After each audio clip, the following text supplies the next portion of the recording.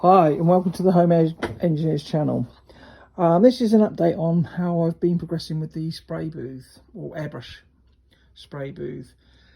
I've now put a back plate in which is 10mm thick, plastic coated, and I've put this orifice in it and the mesh so that the filter that's going to fit inside this hole won't be drawn into the exhaust. And I've also used a tumble dryer extraction system to link that to the fan. I'll take you around to the other side so you can see that. There's a second bore here just to create the cavity, and I've super glued. I've hot glued this fitting in. I've then made up a flange at a steel pipe, 5-inch pipe, 1/4-inch thick, to accept this end, and then obviously joined the extraction pipe to the fan. I've then done a similar thing at this end, but because this is oval, I've had to cut this one to shape, and so I can screw this pipe in.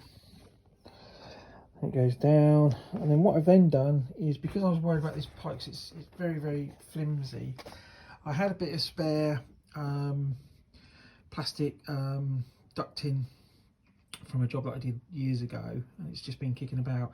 So I bought an elbow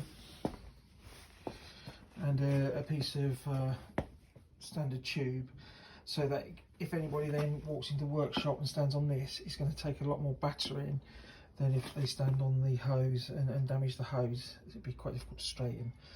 So that's basically the setup. I have got the filter material which has turned up, which is 100mm thick, and I've just got to cut a piece out. So I bought 2 meters of it by 1 meter wide, so I can cut them out and use them as need be. I'm going to make it a nice snug fit to fit inside the wooden frame, so I'm not going to put any braces across the front to hold it in place. I'm just hoping it's going to hold itself there. If it doesn't, obviously then I'll have to reconsider, and I'll make some sort of straps to stop that from falling out, but I don't think it's going to be an issue.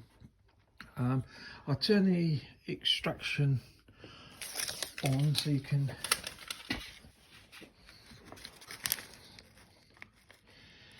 see it running. So you see the fan's not that noisy actually. You can see the paper's being drawn onto the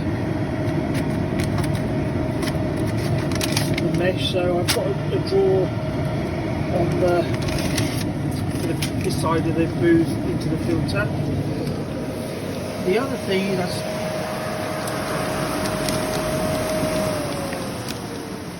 thing I did is I stripped down the fan just to see what was involved. Now, unfortunately, obviously it is single phase and it is an induction motor.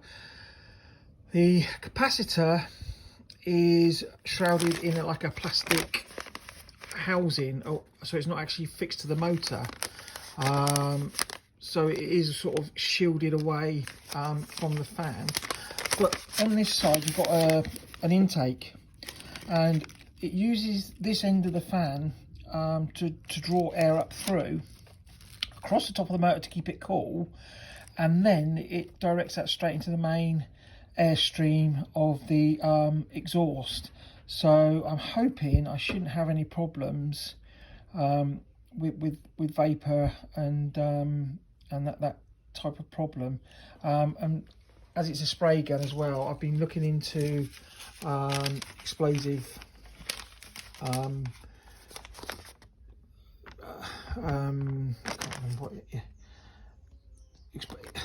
can't remember what it's called, sorry. It's to do with vapor to oxygen levels, and I don't think on the calculations I've done there's going to be enough vapor to actually ignite from the spray gun. So what I'll show you is this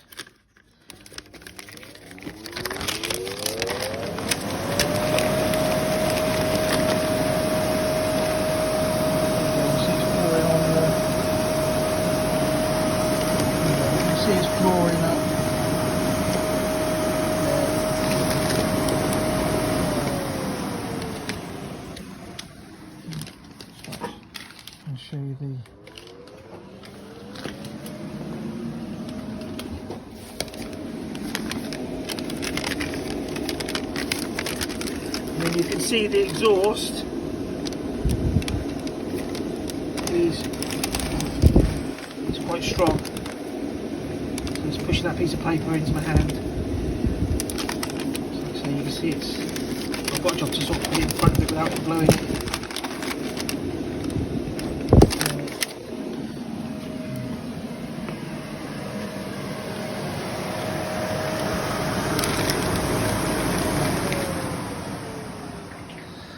And this here is the filter material that I need to cut to put into the front of the booth. So that's the update on the spray booth.